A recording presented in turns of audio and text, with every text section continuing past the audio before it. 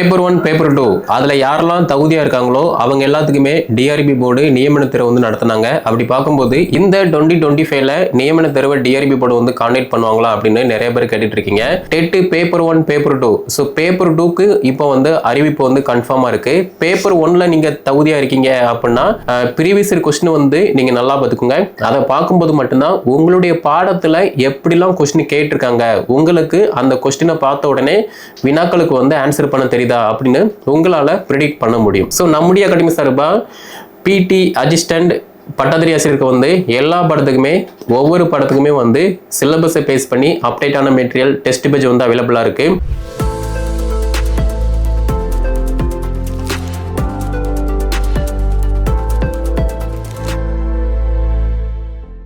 Dead paper 1 paper 2 அதில் யாரெல்லாம் தகுதியாக இருக்காங்களோ அவங்க எல்லாத்துக்குமே டிஆர்பி போர்டு நியமன தேர்வு வந்து நடத்தினாங்க. அப்படி பார்க்கும்போது இப்போ ரீசெண்டாக டெட் பேப்பர் 1 பேப்பர் 2 நியமன தேர்வில் யாரெல்லாம் பாஸ் பண்ணாங்களோ அவங்க எல்லாத்துக்குமே நியமன ஆணையை கொடுத்து இப்போ ஒரு அரசு பள்ளியில் அரசு ஆசிரியராக வந்து பணியாற்றிட்டு இருக்காங்க. அப்படி இருக்கும்போது இந்த 2025ல நியமன தேர்வை டிஆர்பி போர்டு வந்து கான்டக்ட் பண்ணுவாங்களா அப்படின்னு நிறைய பேர் கேட்டுட்டு இருக்கீங்க. செப்டம்பர் மாதம், அதாவது நீங்கள் வருடாந்திர கால அட்டவணையை பார்த்துருந்தீங்க அப்படின்னா செப்டம்பர் மாதம் நியமன தேர்வை நாங்கள் நடத்துவோம். 1205 இடங்கள் இருக்கு. டிசம்பர் மாதம் எக்ஸாமை நாங்கள் வந்து நடத்த போகிறோம் அப்படின்னு டென்டேட்டிவாக வந்து கொடுத்துருந்தாங்க. அப்படி பார்க்கும்போது லாஸ்ட் மந்தே இந்த எக்ஸாமுக்கான நோட்டிஃபிகேஷனை வந்து பப்ளிஷ் பண்ணியிருக்கணும். பட் ஸ்டில் இப்போ வரைக்குமே வந்து பப்ளிஷ் பண்ணல. ஸோ இது போக இதுக்கப்புறமா இந்த எக்ஸாம் வருமா வராதா அப்படிங்கிற மாதிரி நிறைய பேர் கேட்டுட்டு இருக்கீங்க. வருடாந்திர கால அட்டவணையில் வேக்கன்சி அவைலபிளாக இருக்கு. அதே மாதிரி பார்த்தீங்கன்னா எக்ஸாம் வந்து அதுவுமே வந்து கொடுத்துருக்காங்க. அப்படி இருக்கும்போது கூடிய விரைவில் அதுக்கான அறிவிப்பை எப்போது வேண்டுமானாலும் டிஆர்பி போர்டு வந்து அப்டேட் பண்ணலாம்.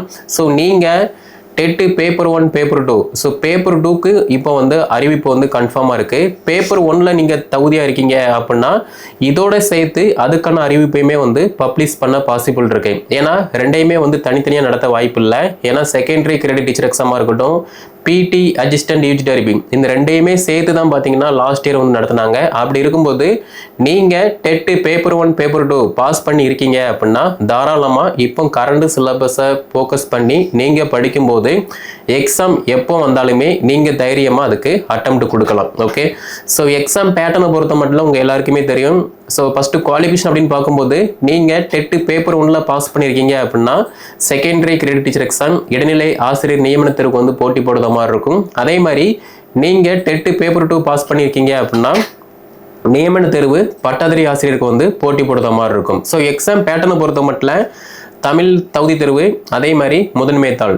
ஸோ இதில் தகுதி தேர்வை பொறுத்த மட்டும் ரொம்ப ஈஸியாலாம் வந்து கேட்டுற மாட்டாங்க. ரொம்ப டிஃபிகல்ட்டாக மட்டும்தான் கேட்பாங்க. நீங்கள் ஸ்கூலில் ஒர்க் பண்ணலாம், ஒர்க் பண்ணாமல் இருக்கலாம், லாஸ்ட் இயர் அட்டெம்ப்ட் கொடுத்துருக்கலாம். இப்போ ரீசெண்டாக நடந்து முடிஞ்ச குரூப் 2ஆக இருக்கட்டும், பிஜிடிஆர்பியாக இருக்கட்டும், குரூப் 4ஆக இருக்கட்டும், எதுக்கு நீங்கள் அட்டெம்ப்ட் கொடுத்தாலுமே மறுபடி உங்களுக்கு தெரிஞ்சதை ஒன்ஸ் நீங்கள் ரிவைஸ் பண்ணிவிட்டு ஒரு டெஸ்ட்டு ப்ராக்டிஸ் பண்ணும்போது மட்டும்தான் தகுதி தேர்வில் வந்து பாஸ் ஆக முடியும். ஏன்னா நிறைய பேர் தகுதி தேர்வுலேயே பார்த்தீங்கன்னா அவுட் ஆயிருந்தாங்க. அதனால தகுதி தேர்வு மஸ்ட் இம்பார்ட்டன்ஸ். அடுத்து பார்த்தீங்கன்னா முதன்மை பாடம். ஸோ முதன்மை பாடத்தை பொறுத்த மட்டும் பட்டதாரி ஆசிரியருக்கு வந்து எல்லாமே வந்து மேஜர் சம்பந்தப்பட்ட வினாக்கள் மட்டும்தான். அதாவது நீங்க என்ன பாடமோ அந்த பாடம் சம்பந்தப்பட்ட வினாக்கள் 150 வினாக்கள் இருக்கு. அப்படி இருக்கும்போது நீங்க இப்போ கரண்ட்ல ஒரு பிரைவேட் ஸ்கூலில் கவர்மெண்ட் ஸ்கூலில் டெம்பரரியாக ஒர்க் பண்ணுறீங்க அப்படின்னா ஸ்கூலில் என்ன லெசன்ஸ் இருக்குது அப்படிங்கிற மாதிரி உங்களுக்கு ஒரு நல்ல அப்டேட் இருக்கும். அது போக நான் டெட் பேப்பர் 2 பாஸ் பண்ணிவிட்டு இப்போ வரைக்குமே எந்த ஒரு ஸ்கூல்லுமே ஒர்க் பண்ணல, நான் வீட்டில் தான் இருக்கேன், இல்லைனா வேற ஒரு ஜாப் பார்த்துட்டு இருக்கேன் அப்படின்னா உங்களுக்கு அந்த பாடம் சார்ந்த தகவல் வந்து இருக்காது. அப்படி பார்க்கும்போது மேஜரை பொறுத்த மட்டும் ஃபஸ்ட்டு நீங்கள் சிலபஸை நல்லா பாருங்கள். சிலபஸை நல்லா பார்க்கும்போது மட்டும்தான் நீங்கள் என்ன படிச்சீங்க அப்படின்னு உங்களுக்கு நல்லா தெரிய வாய்ப்பு இருக்குது. அதே மாதிரி சிலபஸை தாண்டி ஒருபோதும் படிக்க வேண்டாம், சிலபஸில் இருக்கிறத மட்டும் படித்தா போதுமானது. ரெண்டாவது, ப்ரீவியஸ் இயர் கொஸ்டின் வந்து மஸ்ட் இம்பார்ட்டன்ஸ். ஏன்னா இப்போ வரக்கூடிய போட்டித் தேர்வை பொறுத்த மட்டும் நீங்கள் பார்த்த உடனே வந்து ஆன்சர் பண்ண முடியாது. ரொம்ப டிஃபிகல்ட்டாக நீங்கள் படிச்சிருப்பீங்க, கொஸ்டினை பார்த்த உடனே இதுதான் ஆன்சர் அப்படிங்கிற மாதிரி தெரியும். பட் ஸ்டில் இதுவா அது எது அப்படிங்கிற மாதிரி குழப்பக்கூடிய வகையில் தான் வந்து வினாக்கள் இருக்கும். அப்படி இருக்கும்போது ப்ரீவியஸ் இயர் கொஸ்டின் வந்து நீங்கள் நல்லா பார்த்துக்கோங்க. அதை பார்க்கும்போது மட்டும்தான் உங்களுடைய பாடத்தில் எப்படிலாம் கொஸ்டின் கேட்டிருக்காங்க, உங்களுக்கு அந்த கொஸ்டினை பார்த்த உடனே வினாக்களுக்கு வந்து ஆன்சர் பண்ண தெரியுதா அப்படின்னு உங்களால் ப்ரிடிக்ட் பண்ண முடியும். ஓகே, நெக்ஸ்ட் பார்த்தீங்க அப்படின்னா இப்போ மேஜரை பொறுத்த மட்டும் எல்லாருக்குமே ஈஸியாக அப்படின்னா எல்லாருக்குமே வந்து டிஃபிகல்ட்டு மட்டும்தான், யாருக்குமே வந்து ஈஸிலாம் கிடையாது. அப்படி இருக்கும்போது 150 வினாக்களுமே உங்களுடைய பாடம் சார்ந்த வினாக்கள் அப்படின்னு பார்க்கும்போது நீங்கள் எந்த அளவுக்கு இப்போ கரண்ட் சுச்சுவேஷனில் அப்டேட்டாக இருக்கீங்களோ அதை பொறுத்து மட்டும்தான் உங்களுடைய பாடம் உங்களுக்கு ஈஸியாக இருக்கும். டெட்டு பேப்பர் 2ல பாஸ் பண்ணவங்க மட்டும்தான் அட்டெம்ப்ட் கொடுக்க போகிறாங்க, ஸோ ஈஸியாக வந்து பாஸ் பண்ணிடலாம் இந்த மாதிரி மைண்ட் செட் இல்லாமல் டெட்டு பேப்பர் 2 பாஸ் பண்ணுறது ரொம்ப ஈஸி, லைட்டாக எஃபோர்ட் போட்டால் போதுமானது. பட் நியமன தேர்வு பொறுத்த மட்டும் நீங்கள் நல்லா படித்தா நல்லா ப்ராக்டிஸ் பண்ணால் மட்டும்தான் இந்த பேப்பரை வந்து கிளியர் பண்ண முடியும். ஓகே, அப்போ சிலபஸை எடுத்த உடனே ஃபஸ்ட்டு நீங்கள் பேசிக் ஃபண்டமெண்டல் எங்கே இருக்குது அப்படின்னா இப்போ உள்ள ஸ்கூல் புக்கை வந்து நல்லா பாருங்கள். நீங்கள் தமிழ் படினா 6ஆம் வகுப்புலேருந்து 12th வரைக்குள்ள தமிழ் புக்கை எடுத்து படிங்க. பிசிக்ஸ் அப்படின்னா 6 to 12th வரைக்குள்ள பிசிக்ஸ் லெசன்ஸை வந்து படிங்க. இதை நீங்கள் படிக்கும்போது மட்டும்தான் அடிப்படை என்ன அப்படின்னு உங்களுக்கு தெரிய வாய்ப்பு இருக்கும். ஸோ படித்தா மட்டும் போதுமா அப்படின்னா கண்டிப்பாக கிடையாது. நீங்கள் படித்ததை ப்ராப்பராக டெஸ்ட்டு ப்ராக்டிஸ் பண்ணும்போது மட்டும்தான் உங்களால் நீங்கள் படித்த டாப்பிக்கில் இருந்து எப்படிலாம் வினாக்கள் கேட்டாலுமே உங்களால் வந்து ஆன்சர் பண்ண முடியுமே தவிர சும்மா புக்கை எடுத்து படிக்கிறனால பார்த்தீங்கன்னா உங்களால் வந்து பாஸ் பண்ண முடியாது. ஏன்னா எக்ஸாம் டியூரேஷனை பொறுத்த மட்டும் நமக்கு 3 hours இருக்குது. இந்த 3 ஹவர்ஸில் நீங்கள் படித்த டாப்பிக்கில் இருந்தால் வினாக்கள் கேட்க போகிறாங்க. அப்படி இருக்கும்போது அந்த 3 ஹவர்ஸில் உங்களுடைய ப்ரெசன்ட் ஆஃப் மைண்டை எப்படி யூஸ் பண்ணுறீங்களோ அதை பொறுத்து மட்டும்தான் உங்களுடைய வெற்றி வந்து நிலைநாட்டப்படும். ஓகே, ஸோ இதை பொறுத்த மட்டும் பட்டாதாரி ஆசிரியரை பொறுத்த மட்டும் இது வந்து ஒரு பட்டப்படிப்பு தரத்தில் தான் வினாக்கள் கேட்கப்படும். அப்படி இருக்கும்போது சிலபஸில் இருக்கக்கூடிய பேசிக் வந்து நீங்கள் படிக்கணும்.